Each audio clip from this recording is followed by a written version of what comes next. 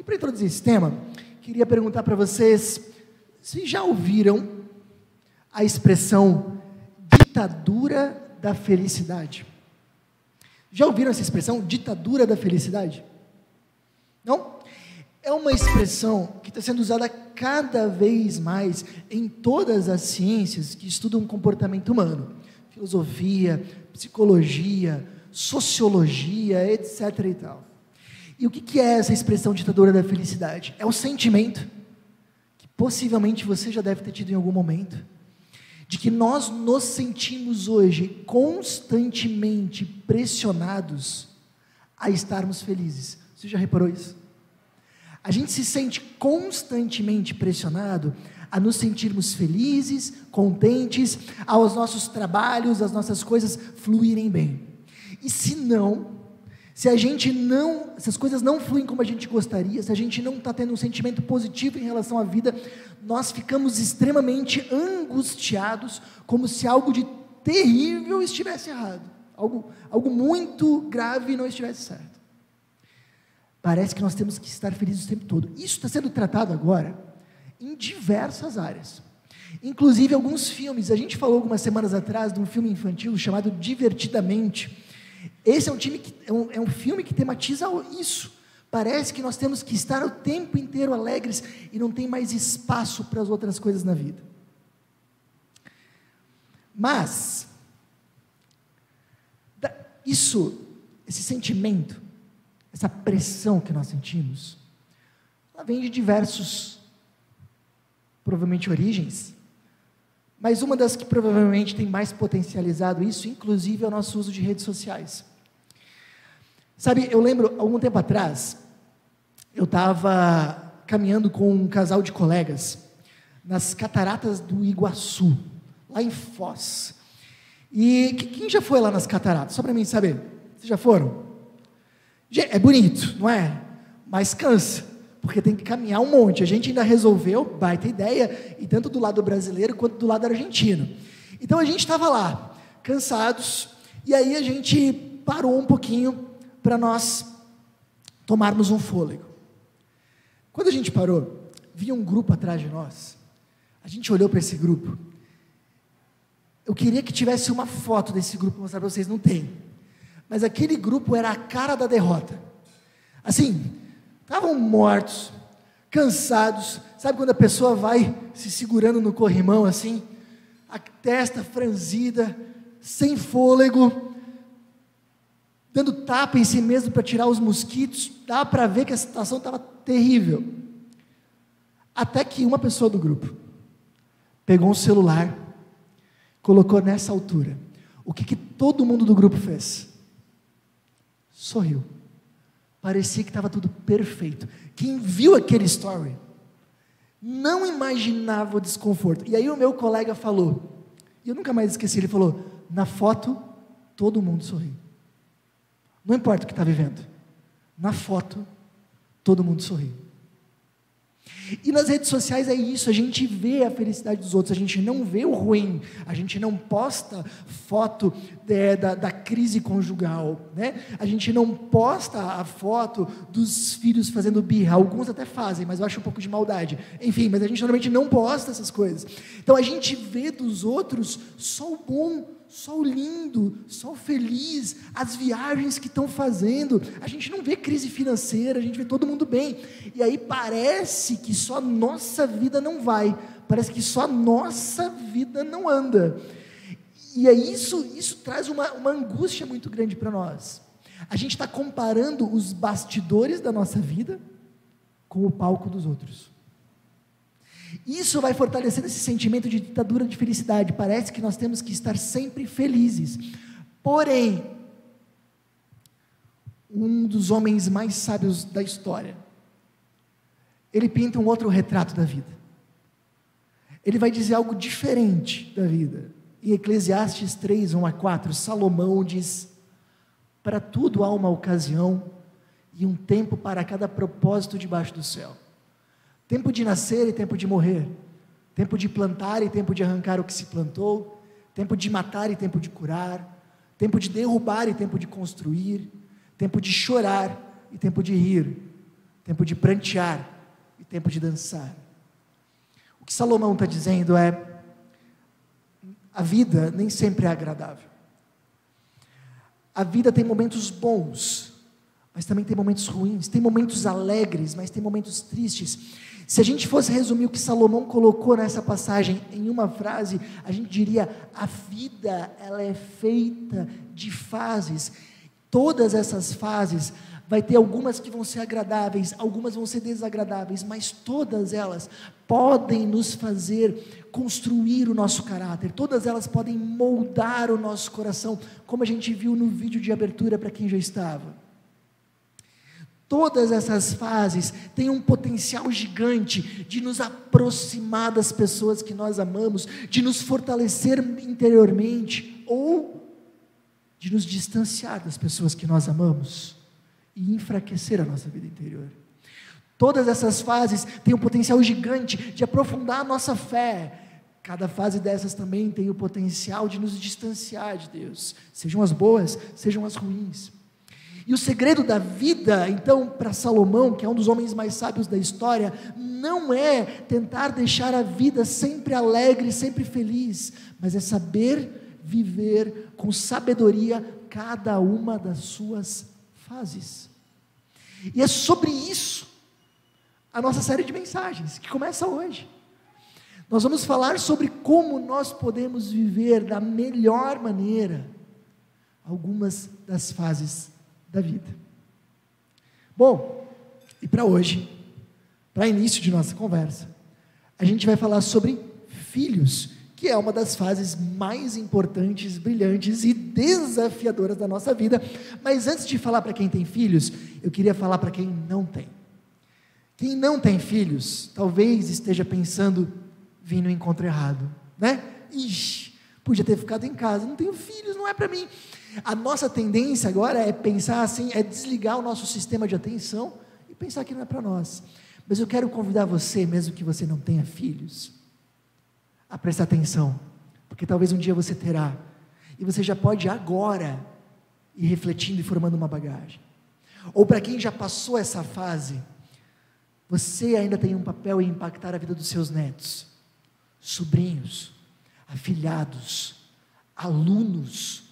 Nós todos temos um papel em impactar a nova geração. E se de repente você está pensando agora: não, Jorge, eu não quero filho, não quero neto, não quero sobrinho, não quero afilhado, não gosto de criança, quero criança longe de mim.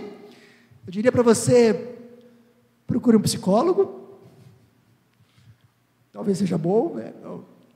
Mas eu diria, mesmo assim, o que a gente vai ver aqui pode te ajudar a influenciar adultos, para que nós tenhamos um mundo melhor. Então o que nós vamos ver aqui atinge a todos, mesmo quem não tem filhos. Bom, nossos filhos têm fases. Eu lembro de uma fase que nós passamos em casa. Nossa menina, Laura, chorava muito quando nasceu, muito. Tinha dias que ela chorava das 7 da manhã às 10 da noite, praticamente sem parar, porque ela tinha refluxo e cólica. Então ela chorava. E sabe o que a gente mais ouviu nessa época? Sabe? Não se preocupa, é só uma fase. Só que quando a gente estava no meio daquele negócio, eu não conseguia pensar nisso. Eu pensava: meu Deus, essa criança não vai parar de chorar nunca. Não vai parar de chorar nunca. Minha vida vai ser assim agora.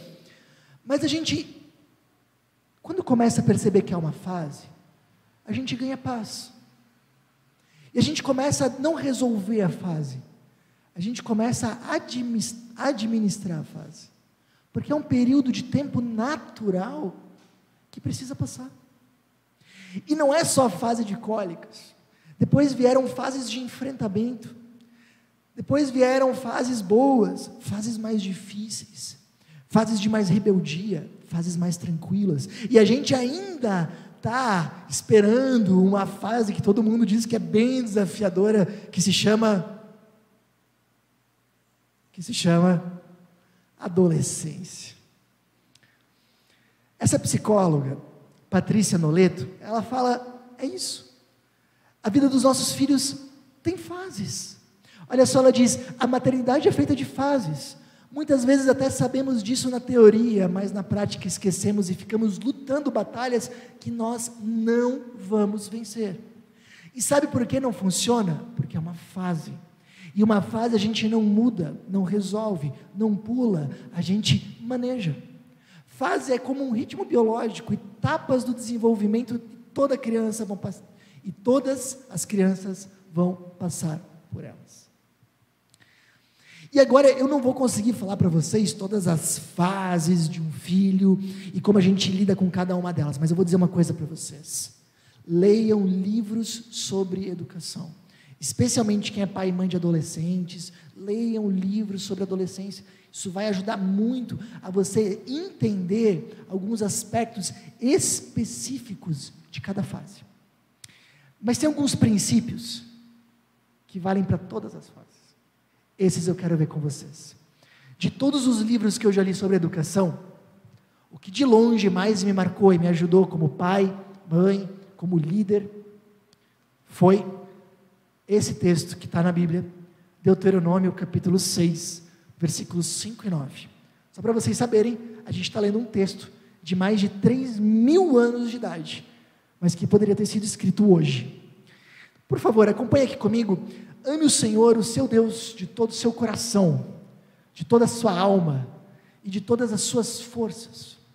Que todas essas palavras que hoje lhe ordeno estejam em seu coração. Ensine-as com persistência a seus filhos.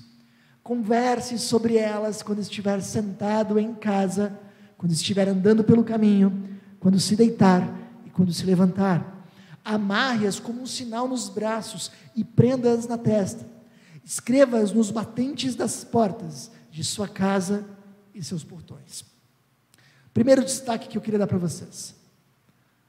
Antes de ele falar o verbo ensine, antes, ele tem uma frase. É um pré-requisito para a gente ensinar.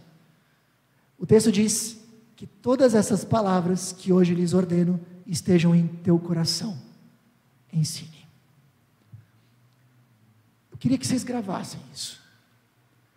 Não dá para a gente ensinar algo que a gente não vive. Ele não está dizendo para estar na nossa mente, para a gente entender aquilo que a gente vai ensinar. Ele está dizendo no coração. Aquilo que a gente pretende ensinar para os nossos filhos, netos, sobrinhos, para as pessoas que trabalham com a gente, precisa antes estar na nossa vida.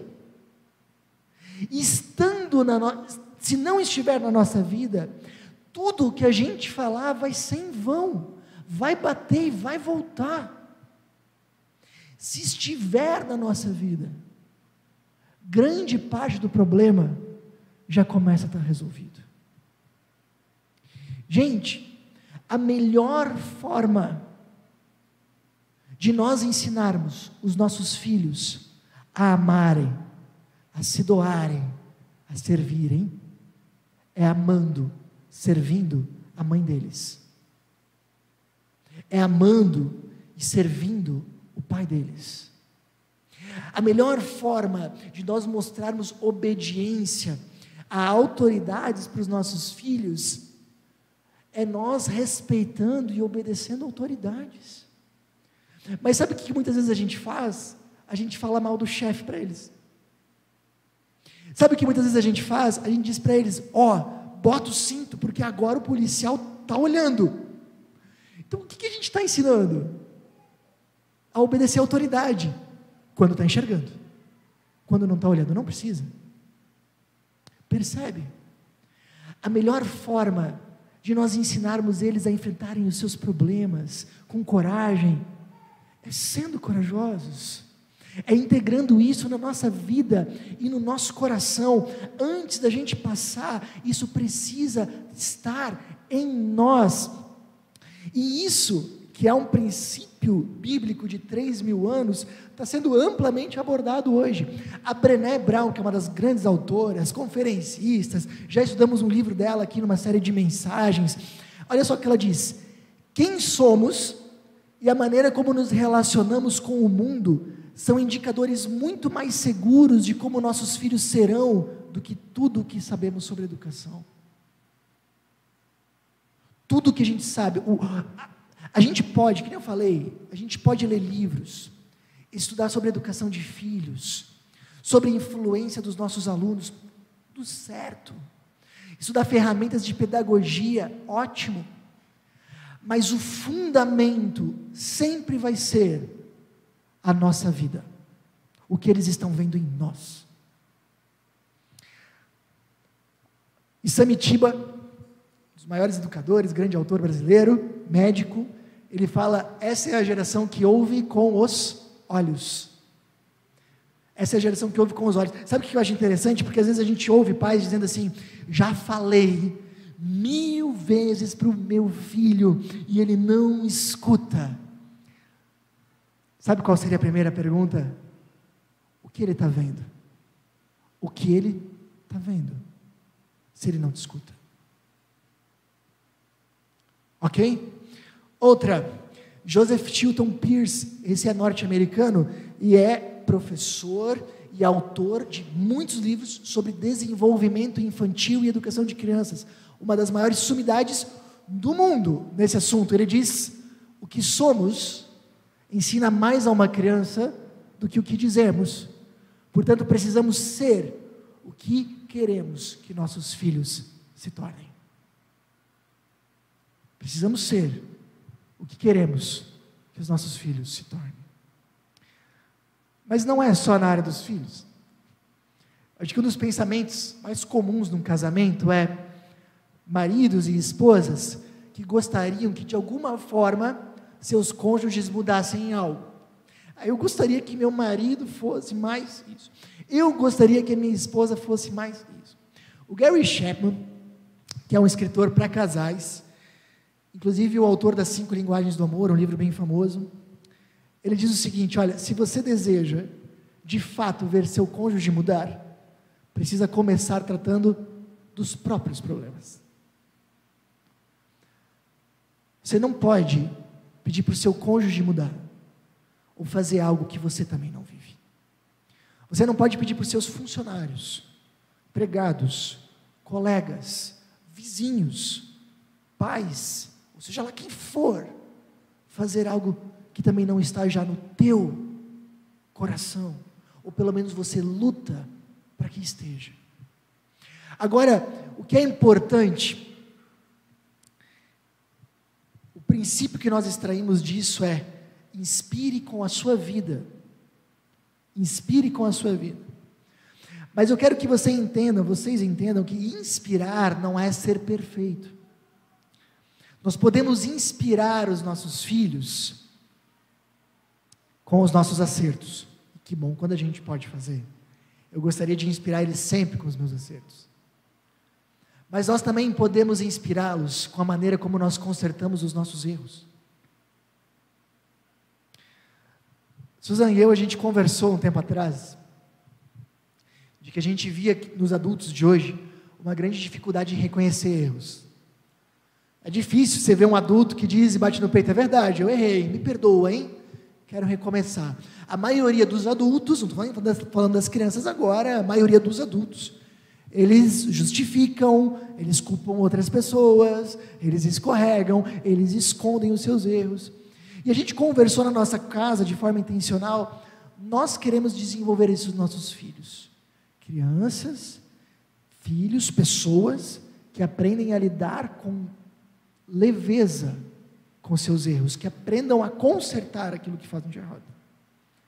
E a gente conversou muito isso com eles, e uma das coisas que a gente fez foi não perder a oportunidade de pedir perdão para eles quando a gente errava também. A gente fazia isso, faz ainda hoje, pedia perdão para eles. Olha, papai errou, mamãe errou. Ontem, eu vi uma cena. Os dois estavam se engalfinhando. E aquela loucura, aquele tedéu, e era grito, era a porta batendo, daqui a pouco tudo se aquietou. Cheguei lá, estava cada um para o seu canto. Ok, vamos deixar assim, né? Fiz nada. Uns minutinhos depois, eu estava na sala, e um deles chegou para o outro e disse: estou arrependido do que eu fiz, me perdoa. E o outro disse: claro que eu perdoo, eu também errei, me perdoa. E eles deram aquele abracinho assim, sabe? Vamos brincar juntos? Vamos. A gente pode inspirá-los, não só nos nossos acertos, mas ensinando eles a lidarem com seus erros. Nós podemos inspirá-los compartilhando a nossa vida, compartilhando as nossas lutas, ou pelo menos algumas delas, e como nós lidamos com elas. Sabe, a gente tem lutado para que na nossa casa, cada vez mais se tenha a frase do eu também. Pai, eu estou passando por isso, eu estou com medo, eu também já passei por isso, eu também já senti medo. Sabe o que eu fiz? Nós podemos inspirá-los de diversas formas, mas inspire com a sua vida e ensine coisas que já estão no seu coração. Bom, não só isso, depois fala sobre ensine com persistência seus filhos. O que eu acho interessante é que com persistência não precisaria estar aqui, não faria falta, poderia estar ensine a seus filhos, mas o texto faz questão de colocar com persistência. Por quê? É uma experiência de todo pai e de toda mãe, com raríssimas exceções. Nós precisamos repetir várias e várias e várias vezes o que é certo. Não é só com você, que você às vezes tem que repetir, e parece que a coisa não sai do lugar, parece que não estão aprendendo. É com todos. Quem já plantou uma semente? Não vale no algodão, tem que ser na terra, tá? Quem já plantou uma semente na terra, por favor? Boa, metade. Quando a gente planta uma sementinha na terra, a gente vai regar, e durante um bom período de tempo, a gente não sabe se está nascendo alguma coisa ali ou não, e a gente fica naquela, será que eu continuo regando? Será que vingou? Será que não? Será que eu paro de regar? Mas a gente continua regando, e continua molhando, na esperança de que alguma coisa está lá. A gente até gostaria às vezes, eu quando plantei uma semente, eu tinha curiosidade, às vezes eu até queria abrir a terrinha para ver se estava germinando, mas eu sabia que se eu fizesse isso, provavelmente eu estragaria o processo. Até que um dia, vem um brotinho para fora, e aí você sabe, está funcionando, mas às vezes demora bastante tempo até esse brotinho vir, mas quando ele vem, você entende, que a plantinha não estava indo para cima, porque antes de ir para cima, ela precisa ir para baixo, e todo aquele tempo que parecia que nada estava acontecendo, a semente estava criando raízes. Educação de filhos também é assim, a gente vai regando, e durante um bom pedaço de tempo, parece que nada está acontecendo, mas aquilo que a gente está falando, de alguma forma, está criando raízes, em algum lugar. Então não para de regar. E a mesma coisa vale para qualquer outra área de influência. Eu já tive amigos meus que eram administradores de empresas, CEOs de empresas, que falaram, é impressionante, eu tenho que repetir 1000 vezes para os meus funcionários. Teve até uma vez um que me falou assim, eu agora tenho mais paciência com os meus filhos, porque na empresa tem que repetir 1000 vezes para um funcionário adulto, às vezes ele não faz, então eu posso repetir 1000 vezes para o meu filho que é criança, né? Mas não para de regar, não para de falar, não para de ensinar. Talvez você não esteja vendo o resultado, porque a raiz está sendo formada. Ensine com persistência, é um valor, é importante. Repita 1000 vezes, 10.000 vezes, 1 milhão de vezes. Continue repetindo. Seja persistente. Bom, e aí o texto ainda continua. Converse sobre elas quando estiver sentado em casa, quando estiver andando pelo caminho, quando se deitar e quando se levantar. E aí eu fico pensando, né? Olha só, primeiro ele fala de conversar, não é impor. É conversar, é dialogar, é explicar. Acho isso muito interessante. E segundo que, olha só o que ele vai falar, ele vai dizer, converse sobre essas palavras, enquanto estiver sentado em casa, quando estiver andando pelo caminho, quando se deitar, quando se levantar, olha só, quando você estiver andando com seu filho, converse com ele sobre isso. Quando estiver deitado, botando ele para dormir, converse. Quando ele acordar e você estiver tomando café junto, converse. Quando estiver sentado junto na mesa, na sala, converse. O que isso pressupõe?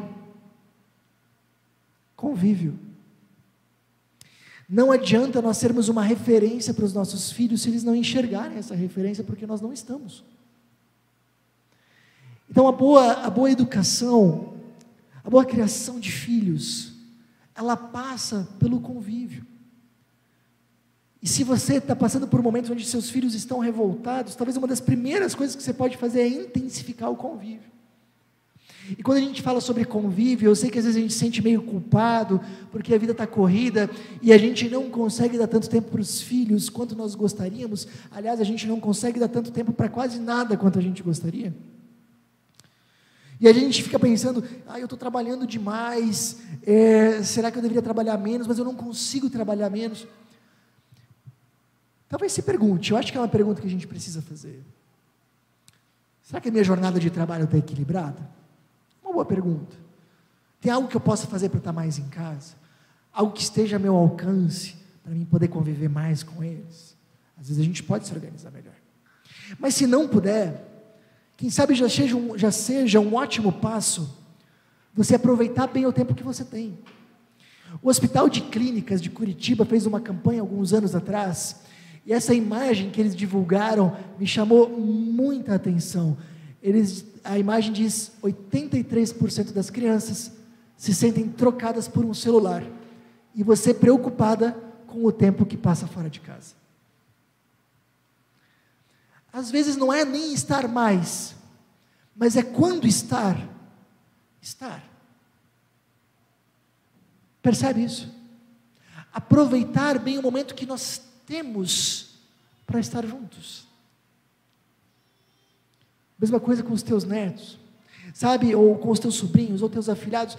É muito fácil, e é uma tentação que todos nós temos, eu também tenho, mas que a gente precisa lutar e a gente precisa vencer pelo bem deles. A nossa tentação hoje é chegar no final do dia e dizer: estou cansado. E a gente se encastela nos nossos celulares, para ter o nosso merecido descanso.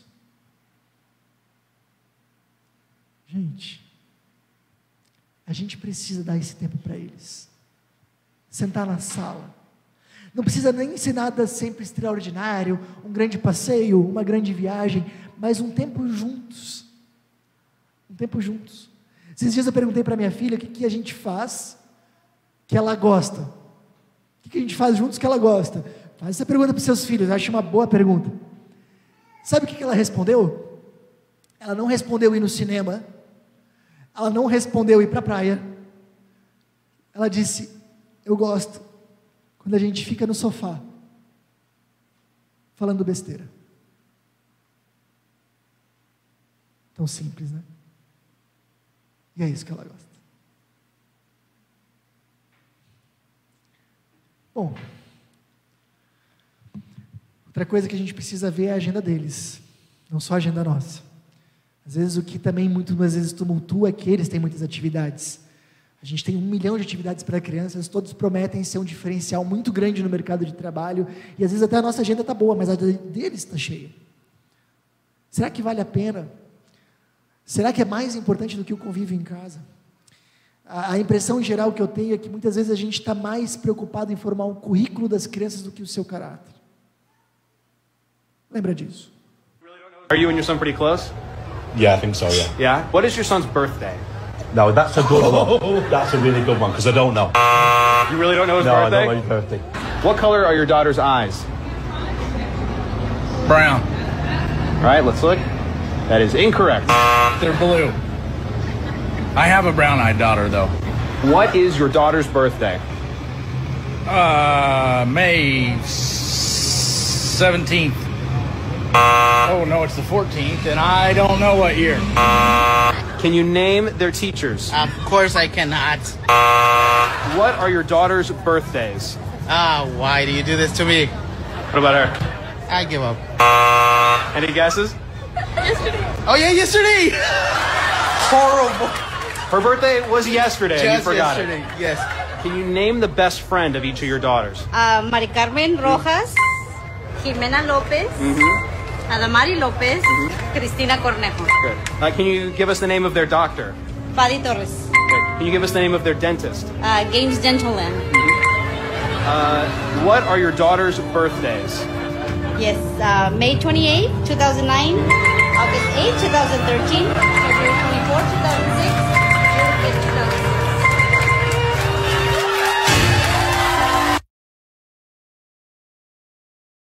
2006. Os autores falam o seguinte, olha só, estamos vivendo nos dias da epidemia do pai passivo, que deixa quase toda a responsabilidade dos filhos para a esposa ou para quem se dispuser a cuidar deles. Isso nunca foi a intenção de Deus. Cuidado. Nós vivimos uma época, algumas gerações atrás, que ser um bom pai era ser um bom provedor, era trazer dinheiro e sustento, ponto final. Nós não vivemos mais dessa forma. Nós precisamos de pais que assumam a sua tarefa na influência, na educação e na criação dos seus filhos. Na pandemia, grande parte das crianças, quem foi que fez a maioria dos temas com eles? Pais ou mães? Mães. Quem limpava a casa, na maioria das vezes, pais ou mães? Normalmente mães. Quem assumiu grande parte das cargas, mas eu vi uma série de reportagens que diziam assim, as mães estão sobrecarregadas e a culpa não é dos filhos. Porque de forma geral, homens têm a tendência de se fechar e se ausentar. Nós precisamos de homens, maridos, pais, que estejam presentes e conectados com seus filhos. Isso é importantíssimo. Precisamos de homens que se tornem líderes das suas casas e conduzam a sua família, em especial na vida com Deus. Bom, como a gente influencia, como a gente fica ao lado dos nossos filhos nas etapas da sua vida, inspire com a sua vida, tenha persistência e intensifique o convívio. O início desse ano para nós começou extremamente tumultuado. Uma das grandes coisas que nós tínhamos, assim, uma das grandes dificuldades que nós tínhamos, que um dos nossos filhos estava num momento de rebeldia bastante acentuado, conosco. A escola estava tranquila, mas conosco estava uma loucura. E não só conosco, em alguns outros lugares, e alguns de vocês testemunharam alguns episódios disso. Para nós, assim, foram lágrimas, e a gente pensou, o que vai acontecer, né? Sabe aquele momento que você pensa assim, será que seu filho vai ser um delinquente? Acho que agora vai. Mas o que a gente fez? Isso aqui. A gente tentou viver na nossa vida os valores que a gente queria passar para eles. A gente continuou persistindo nos valores que nós sabíamos que eram importantes, e ele desafiava todo dia, e a gente terminava o dia pensando, não, agora amanhã vai dar certo, e não dava, parecia que começava tudo de novo, mas a gente continuou, e a gente intensificou o convívio, a gente fez o possível para estar junto, porque às vezes é um grito de atenção, então a gente pensou, vamos estar junto. Hoje a gente tem um quadro muito diferente, graças à orientação que a palavra nos trouxe, e graças ao que Deus tem feito no coração dele. A fase aos poucos está passando. Talvez alguns de vocês passam pela adolescência. Como é que eu vou fazer, filho adolescente? Antes me ouvia, agora não me ouve mais. Antes queria estar perto, agora quer estar longe. Antes o que eu falava era tudo, agora não é nada. O que eu faço? Inspire com a sua vida. Viva o que você quer para ele na sua vida. Quer que ele use menos o celular? Quer que ele respeite os outros? Quer que ele seja calmo e responsável? Inspire com a sua vida. Seja perseverante. Continue. E intensifique o convívio. Sabe, um dos problemas com os filhos adolescentes é que quando eles são crianças, eles vêm para o nosso mundo. Eles gostam do que a gente gosta. Não é difícil. Agora, quando são adolescentes, a gente tem que entrar no mundo deles. E eu digo uma coisa para os pais de adolescentes, por favor, não perca oportunidades de conexão. Cada oportunidade de conexão com o adolescente é importante. Ele gosta de videogame, jogue videogame, mas eu não gosto de videogame, não é o videogame, é o seu filho. Ele gosta de cinema, vá ao cinema. Ninguém até hoje morreu por ir no cinema. Eu não conheço. Não perca oportunidades de conexão com seu filho.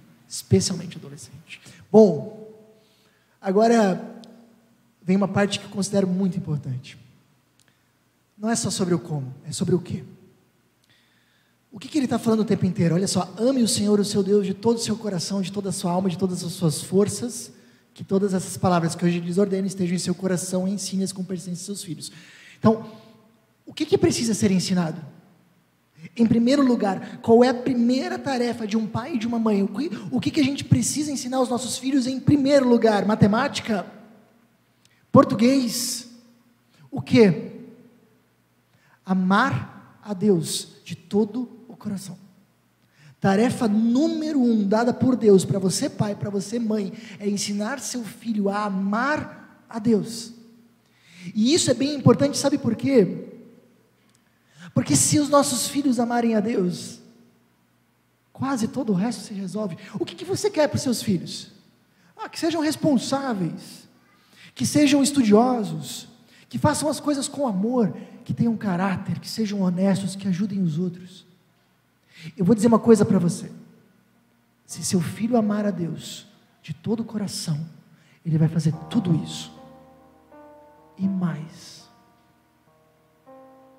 Se seu filho amar a Deus de todo o coração, ele vai viver de uma forma digna, boa, saudável, vai construir relacionamentos bons na sua vida, e mais do que isso, um dia, você vai chegar no céu, e eles vão estar lá. Não existe maior alegria na vida de um pai e de uma mãe do que um dia poder estar no céu com a sua família completa.